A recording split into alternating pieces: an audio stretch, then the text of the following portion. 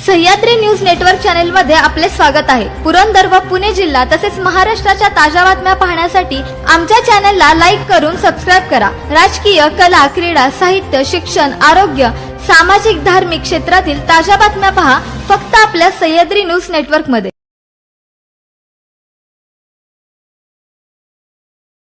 नमस्कार, मी राजेंद्र टकले, प्रभाग क्रमांक 7 नगरसेवक या नात्याने मी आता तुमच्या समोर आलेलो आहे। काही दिवसापूर्वी काही मंडळींनी त्यांच्या स्टेटसवर याच्यावर टाकलं होतं किंवा लोकांना निवेदन दिलं होतं की आम्ही मेन रोडची ड्रेनेज लाईन व पाण्याची लाईन 8 दिवसात चालू करू। त्याला आता 1.5 महिना झाला पण अजून काही चालू झालेली नाही। प्रत्येक भागात मग त्यात राऊताळी असेल, साळीआळी असेल, कन्या चौक असेल, जयप्रकाश चौक असेल, मारुती मंदिर असेल, बागवानआळी असेल, इथं पाणी, पिण्याचे पाणी ड्रेनेज मिश्रितच येतंय। ती बी 15 दिवसांनी येते आणि पहिल्या सुरुवातीचे 10 मिनिटं तर त्या ड्रेनेजचं पाणी सोडूनच द्यायला लागतंय। त्यामुळे त्या लोकांना काही पाणी मिळत नाही आणि काही आम्ही टँकर मागणी केली तर टँकर काही मिळत नाही। तिथं वैयक्तिक नावाने फोटो लावून टँकरचं काम स्वतःच्या ह्याच्यासाठी वाटायचं काम चालू आहे। नागरिकांनी किती तक्रारी करा, अर्ज करा, तुम्ही तिथली मास्टर चेक करा की कुठल्या नगरसेवकाला किती टँकर गेले, त्याचे फोटो आहेत आमच्याकडे, तुम्हाला प्रवासित दाखवतो। सगळे त्यांचाच फोटो आणि त्यांच्याच नावाने त्यांचाच टँकर आणि वैयक्तिक कामासाठी आणि सगळं आणि ह्याच्यात तिथं शनी मंदिरापाशी आता ड्रेनेज लाईन केली तर गटर लाईनला ड्रेनेज लाईन करून पुढे जोडण्यात आली। त्यात ते पाण्याच्या ह्याच्यात बी ते मिक्स होतंय। पुढं मेन रोडला, भाजी मंडईत कुठेही शुद्ध पाणी येत नाही। त्याचं सगळं ड्रेनेज मिक्सच येत आणि ड्रेनेज जिथं जोडलंय ते पाणी पुढे जातच नाही, आतल्या आतच जिरलं जातंय। त्यामुळे संपूर्ण पिण्याच्या पाण्यात ते मिक्स होतंय। तर ज्यांनी सांगितलं होतं की 8 दिवसात आम्ही चालू करतोय, त्याचं काय झालं चालू करण्याचं?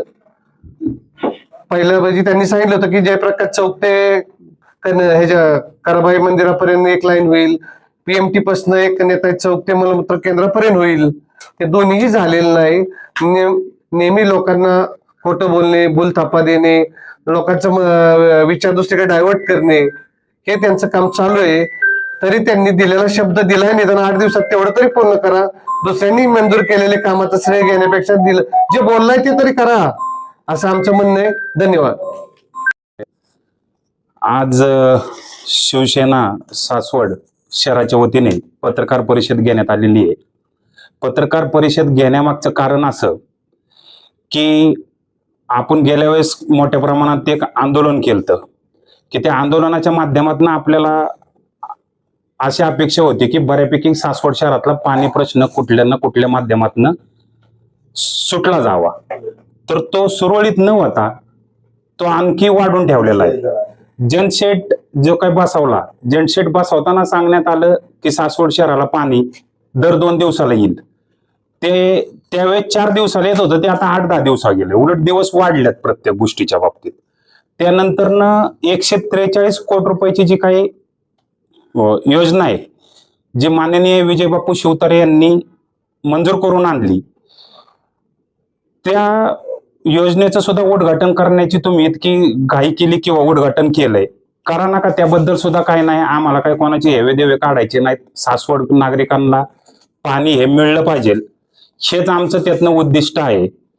पण 143 कोटी रुपयाची जी काय पाणी योजना विजय बापू शिवतारे यांनी मंजूर करून आणली, त्यावेळेस आम्ही स्वतः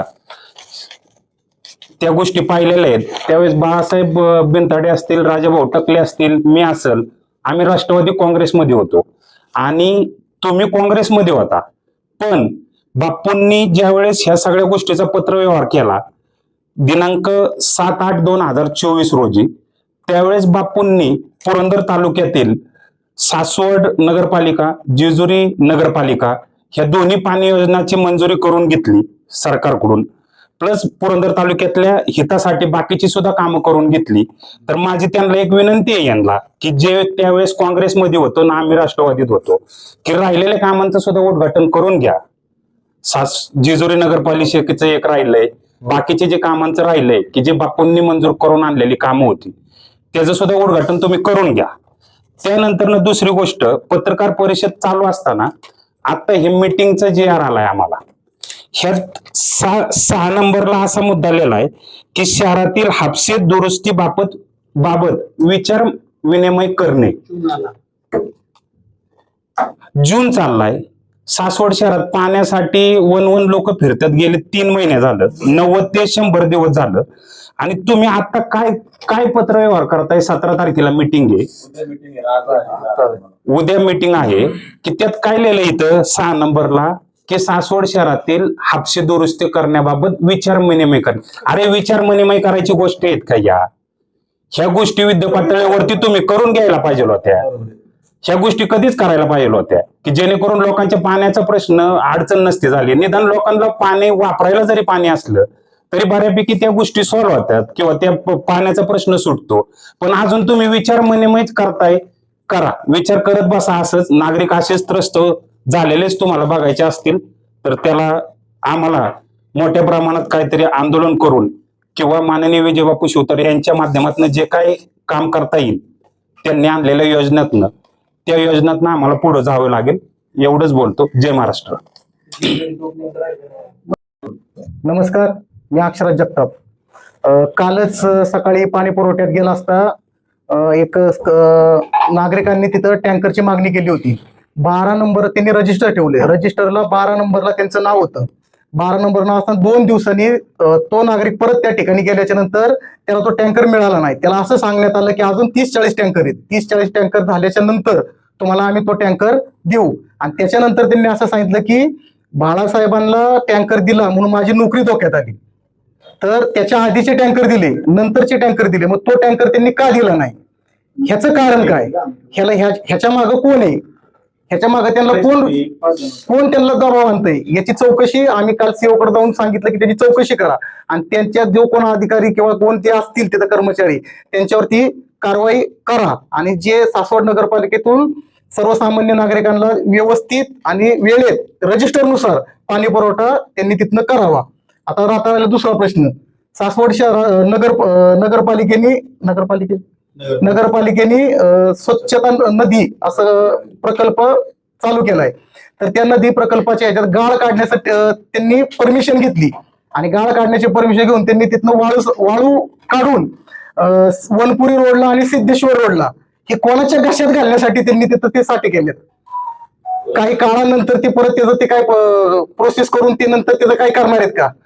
ह्याच्यावर काहीतरी कारवाई झाली पाहिजे. आम्ही आमचं गटनेत्याचं पत्र तयार करून कलेक्टर ऑफिसात येणारच आहोत आणि त्याच्यावर त्या अधिकाऱ्यांवर तिथं कोणते कर्मचारी असतील कोण असतील त्यांच्यावर कारवाई करण्यासाठी आम्ही तिथं कलेक्टर साहेबांना विनंती करणार आहोत. धन्यवाद. हे सगळे बाकीच्या अख्ख्या गावाचे विषय ऐकल्यानंतर मला तर असं वाटतंय की आमच्या विषय मांडू का नको, कारण आमच्याकडे बघणारच कोण नाहीये.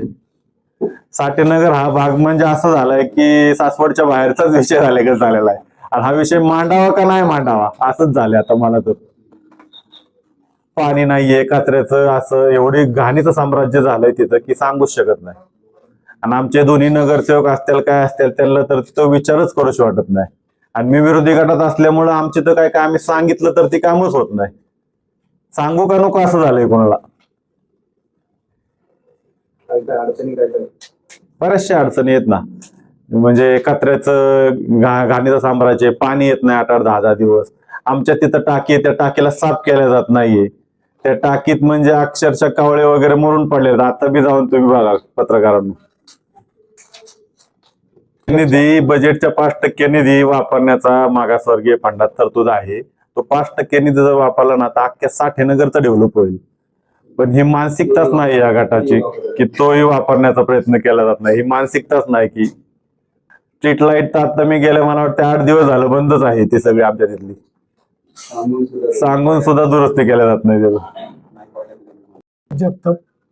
तर जे सासवड शहराला ज्यांनी जे व्हॉट्सअप ग्रुप केलेले आहेत तर त्या व्हॉट्सअप ग्रुपमध्ये सर्व नागरिक ऍड आहेत का प्रत्येक भागातले?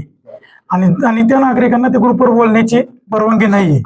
पर्टिक्युलर एक माणूस आणि यांचे 4 विरोधकांचे जे बघल आपले सत्ताधाऱ्यांचे जे लोक आहेत तेवढेच 4 जण त्या व्हॉट्सअप ग्रुपला ऍडमिन असतात आणि तेच मेसेज पाठवू शकतात. आणि जर समजा एखाद्या विरोधकांनी मेसेज पाठवला जो तिथं असेल तर त्याला त्या ग्रुपमधून ते लगेच बाहेर करतात. म्हणजे नागरिकांचे प्रश्न विचारायचे नाहीत का?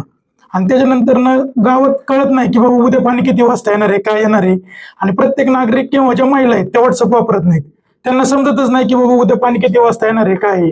तर बाबा ती गावात तिथं उंटी फिरली पाहिजे की बाबा उद्या या वाजता या प्रभागात मग पाणी येणार आहे. तर ह्यांचं कुठल्याही प्रकारचं नियोजन नाहीये. लोकांना फक्त वेटेस धरायचं आणि चुकीच्या पद्धतीने यांचं काम चालू आहे.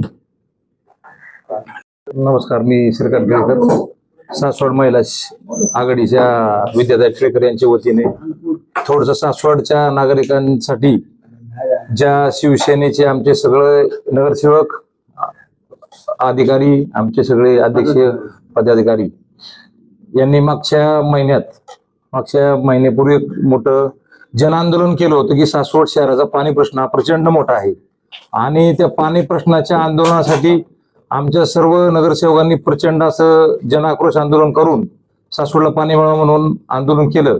पण त्या आंदोलनाला 1 महिना 1.25 महिना होऊन सुद्धा पाण्याचं काही समस्या सासवड शहरात सुटलेली दिसत नाही.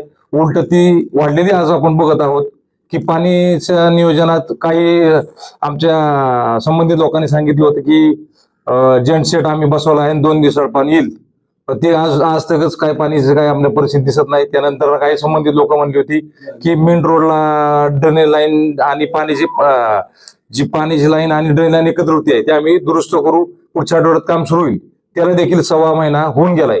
तरी त्या मेन रोडच्या सर्व व्यापाऱ्यांच्या वतीने मी ज्या लोकांनी पत्रकार परिषद घेऊन सांगितलं होतं की बाबा आम्ही त्वरित काम चालू करू, तर ते काम आजपर्यंत काही दिसत नाही. आणि सासवडच्या बाजारपेठेत आणि मेन रोडला आणि पूर्ण आमच्या 7 नंबर 8 नंबर प्रभागात अतिशय दयनीय अशी पाण्याची परिस्थिती. ड्रेनेज लाईनची पाण्यात येतं, पाण्याची लाईन ड्रेनेजमध्ये गेले 10-15 वर्ष झाला हा कार्यक्रम चालूच आहे, निरंतर चालू आहे, अजूनही चालू आहे. आणि येणाऱ्या आता पाण्याची परिस्थिती अजून तीव्र होईल असं वाटतंय. त्या हिशोबाने आपण सर्वांनी मिळून म्हणजे